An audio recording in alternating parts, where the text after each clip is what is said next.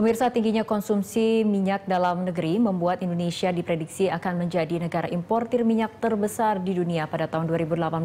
Salah satu penyebabnya adalah kebutuhan energi yang terus meningkat, tetapi tidak dibarengi dengan peningkatan produktivitas. Mungkinkah Indonesia bisa mengurangi konsumsi minyak sehingga prediksi tersebut tidak terbukti? Kita akan membahasnya dengan anggota Komite BPH Hilir, Bapak Koyum Chandra Negara. Pak Koyum, selamat datang di Berita 1. Selamat malam. Baik Pak Koyum, ini mengenai prediksi yang dikeluarkan oleh PT Pertamina yang mengatakan di tahun 2018 itu atau sekitar 5 tahun dari sekarang, ini Indonesia akan menjadi importir minyak terbesar di dunia. Saat ini saja kemudian kita lihat bagaimana impor migas dari Januari hingga Juli 2013 ini sudah naik 8,46% dibanding periode yang sama pada tahun lalu, seperti itu. Tanggapannya? Ya gini, pertama kan ini masalah subsidi tentunya kan. Dan memang impor BBM itu tidak akan turun, pasti naik terus karena kita tidak atau saat ini minyak mentah kita produksinya makin lama makin turun. Yang bisa menurunkan import BBM itu cuma satu sebetulnya, alternatif energi lainnya. Harus jadi dikembangkan. diversifikasi energi seperti itu. Tapi artinya Anda sepakat bahwa memang nanti pada tahun 2018 atau di tahun-tahun ke depan memang Indonesia akan menjadi importir terbesar di dunia seperti itu? Ini kan ironis. Tergantung kepada kita. Nah gini, sebetulnya yang bisa mengeliminate konsumsi BBM yang tinggi itu cuma satu sekarang yang available ya di kita, ialah gas bumi. Gas bumi itu produksinya kira-kira 1,4 juta barrel per hari, ekuivalen dengan minyak. Sedangkan minyak ini sekarang ini cuma 800. Nah, setengah dari 1,4 juta barrel itu kan diekspor. Nah, tentunya karena diekspor kan kita jadi mau nggak mau harus import BBM. Padahal gas ini lebih murah, ya, lebih bersih, lebih efisien. Nah, tentunya. Tapi kita lihat infrastruktur untuk gas sendiri untuk saat ini sangat terbatas seperti itu. Problemnya yang selalu dikemukakan bahwa kita ini tidak mempunyai cukup infrastruktur dalam negeri. Oke, Pak Koyum, ini mengenai pertumbuhan konsumsi BBM untuk sejauh ini seperti apa sih Pak? Ya, kan penduduk tambah, kemudian mobil kita banyak mobil murah tambah, itu normal. Biasanya dulu 7% ya kenaikan BBM itu nggak pernah lebih rendah dari 7% per tahun. Jadi itu sih memang normal aja. Cuman barangkali nanti bebannya itu kan ke subsidi BBM sebetulnya. Import BBM oke saja, tapi jangan disubsidi sebaiknya. Nah sekarang kan seperti sekarang harga dengan dolar 9.500, harga BBM impor itu kan kira-kira 9.500. Sekarang subsidinya 6.500. Berarti kan subsidinya ada 3.000. Sekarang dolarnya naik jadi 11,5 gitu kan. Kan subsidinya jadi hampir 5.000 sekarang. Artinya kenaikan BBM kemarin, kemudian harga BBM juga tidak banyak berpengaruh terhadap untuk menurunkan beban impor migas sendiri seperti itu? Malah naik. Ini kita lihat bagaimana kemudian efeknya terhadap defisit neraca berjalan, kemudian yang juga mengalami defisit, dan ini untuk pertama kalinya seperti itu karena memang bebannya ada di impor migas. Jadi seharusnya kemudian. Ya gitu, makanya sekarang yang BPH usahakan sekarang ini membawa gas dari Kalimantan Timur ke Jawa. Itu kira-kira 750 juta kg per hari atau ekuivalen dengan hampir 8 juta kiloliter per hari. Nah ini kalau ini mudah-mudahan kira-kira tahun 17 ya itu sudah gas in dari Kalimantan ke Jawa. Ini kan berarti mengurangi 8 juta kiloliter. Karena sekarang dipredik BBM itu 58 kira-kira tahun itu. Kan kalau ada 7 juta kan harinya diturunin. Ya. Gas itu baru dari Kalimantan, belum dari Natuna gitu kan. Artinya intinya adalah diversifikasi energi lagi-lagi seperti itu. Dan yang paling diversifikasi yang paling gampang di depan mata itu adalah gas bumi ini. Dan menurut Anda apakah kemudian cara itu bisa kemudian mengurangi ketergantungan kita terhadap impor BBM seperti itu? Jelas sekali itu. Nah, nanti ditambah lagi subsidi itu jangan terlalu gede, terlalu besar. Satu saat itu sering mobil hitam ya plat hitam jangan disubsidi mestinya. Nah, Kalau itu mobil itu yang disubsidi, tapi kemudian sekarang mobil murah kemudian masuk, Pak. Nggak apa-apa, tapi nggak usah subsidi kan. Nah kalau nggak subsidi kan berarti kan beban kita BBM berapapun masuk nggak ada masalah, kan diserap sama rakyat. Jadi kalau ini subsidi itu jalan terus, itu terlalu apa?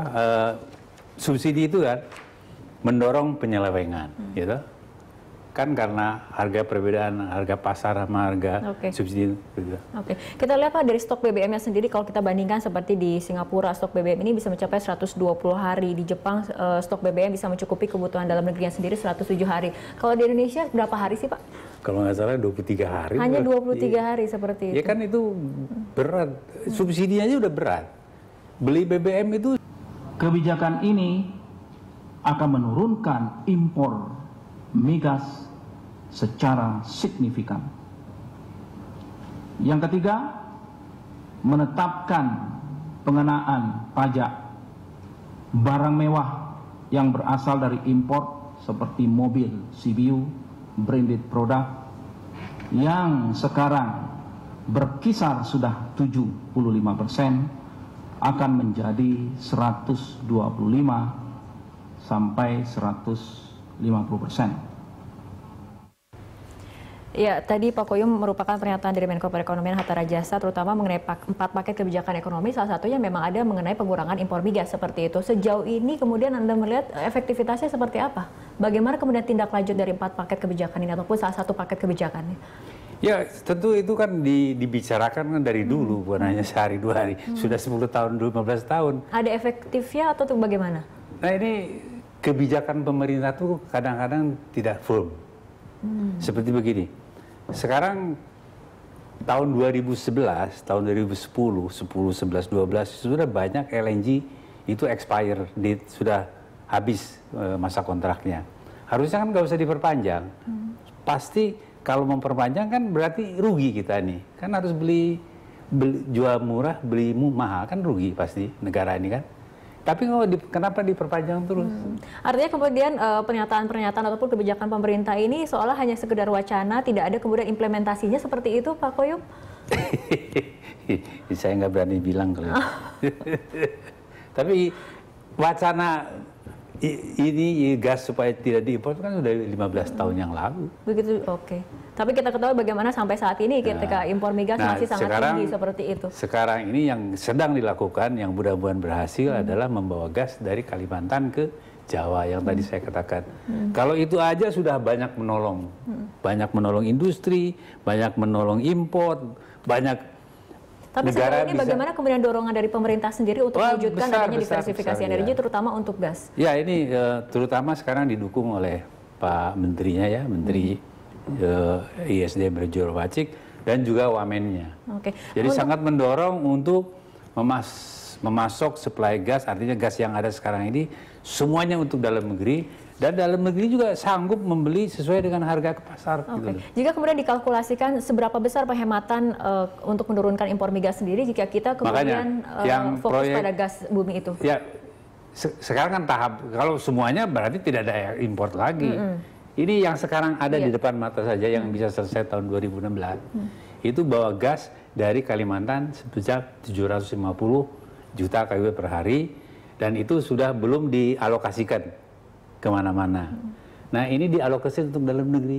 Itu penghematan kita bisa 100 triliun per bulan. Itu tahap awal fokusnya akan disalurkan untuk kebutuhan apa saja Pak? Wah, industri, kebutuhan PLN, kebutuhan ya PGN untuk industri, PLN untuk industri lah, untuk semua, untuk bahan baku juga. Untuk infrastrukturnya apakah kemudian juga sudah disiapkan dari sekarang? Ya inilah yang sekarang yang kita itu kan Kalija itu ada Kalija 1 dan Kalija 2. Kalija 1 sudah dalam persiapan untuk membangun, Kalija 2 sedang mudah-mudahan akhir bulan ini administratively ya sudah hopeful.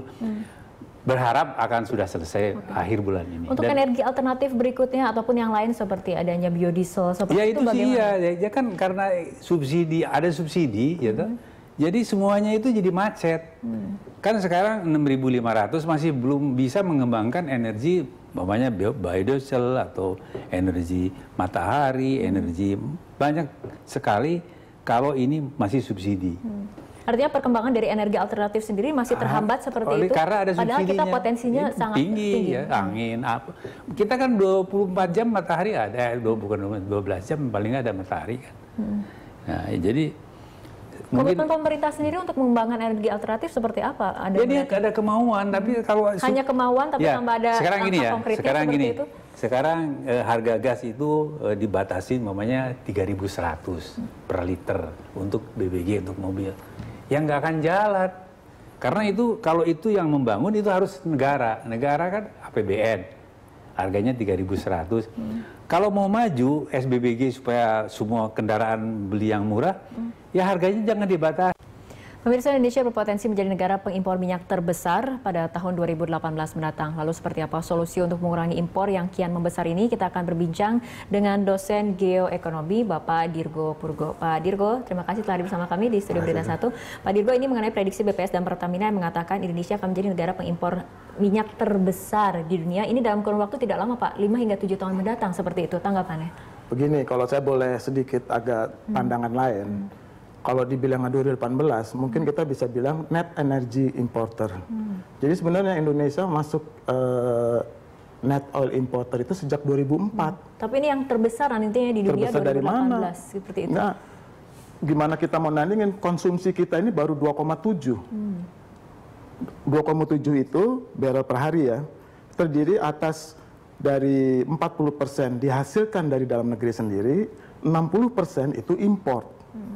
Ini pemahaman yang harus kita sepakati dulu bahwa kalau nantinya 2018 katanya prediksinya itu pengimpor terbesar, mau ngalahin Amerika. Amerika tuh satu hari import 16 juta barrel per hari. Jepang 5,7 juta barrel per hari. Cina sekitar 4 juta barrel per hari.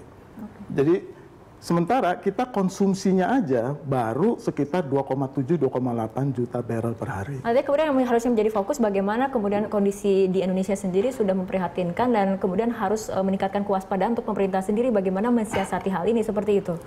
Sebenarnya sih sejak 2005 ya, sejak kita mendeklarasikan Indonesia sebagai net oil importer 2004, Indonesia itu sudah mempunyai roadmap bagaimana mengantisipasi hal ini, khususnya untuk melakukan efisiensi. Efisiensi dari konsumsi BBM, terutama untuk premium dan solar. Lantas diversifikasi menggunakan gas, kemudian dicampur dengan BBN, bahan bakar nabati. Tapi kan kalau kita lihat sekarang perkembangannya sekarang udah 2013, berapa nih? 8 tahun berjalan. Stasiun gas saja di Jakarta baru 3, mungkin ada 5 nanti dalam waktu dekat. Artinya roadmap-nya sudah matang, tapi semua udah ada matang. Yang lemahnya kita berjalan dalam bagaimana mengimplementasi ini dalam simultaneously. Jadi semua berpikir harusnya bagaimana mencapai target untuk mengurangi konsumsi ketergantungan BBM ini. Apa sebetulnya masalah fundamental di bidang energi, terutama untuk minyak sendiri, sehingga kemudian kita berada dalam kondisi seperti ini, Pak Dirgo? Kita tidak saya rasa kita tidak melihat aspek energi ini dalam konteks agenda utama kepentingan nasional kita. Jadi kita ini dalam keadaan import satu hari 1,7 juta barrel per hari, artinya itu kan kita menggerus devisa 170 juta US dollar pada kondisi harga $100 per barrel.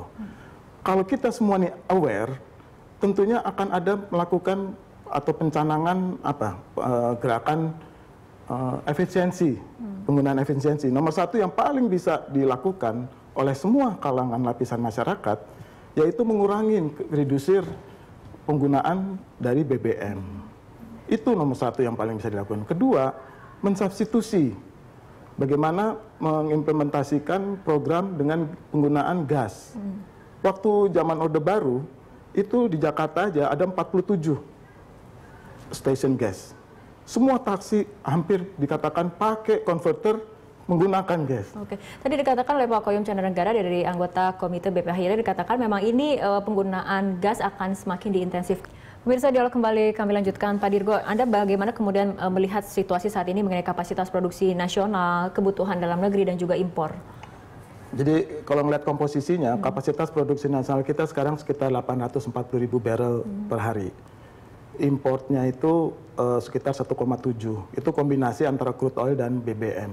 Jadi kalau kita mau ambil pukul rata aja secara garis besar, konsumsi kita itu hanya sekitar 2,7 juta barrel per hari. Jadi dari 2,7 juta barrel konsumsi per hari itu, 40% didapatkan dari dalam negeri, 60% import. Inilah yang sangat istilahnya kalau dalam konteks geopolitik suatu negara, ini sangat rentan. Karena apa? Karena faktor ketergantungan dari import ini. Kita import itu dari 18 negara. Anda bayangkan Indonesia sebesar ini, dari segala penjuru masuk, 18 negara masuk. Jadi kita tergantung dari salah satu negara stop supply dialihkan ke negara lain, di tempat kita yang korban belebekan. Jadi kita memang harus menghentikan bagaimana ketergantungan terhadap impor dimulai dari mengurangi impornya sendiri seperti itu.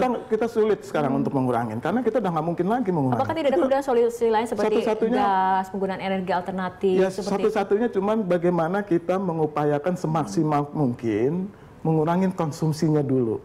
Kita harus mempunyai suatu declaration nasional lah istilahnya. Ini harus melakukan efisiensi. Kita ketahui bagaimana kemudian pemerintah sering mengatakan bagaimana harusnya mengurangi konsumsi BBM, tapi kita lihat bagaimana juga kebijakan-kebijakan lain diambil dan ini saling berbenturan. Ya, memang sering begitu kejadiannya di lapangan, sangat sulit untuk dilakukan. Tapi kita juga harus aware bahwa ini loh, sekarang kita ini udah bukan sebagai negara produsen minyak. Stok nasional BBM kita, kalau kita mau bilang dari Sabang sampai Merauke, itu mungkin cuma 2 hari 3 hari.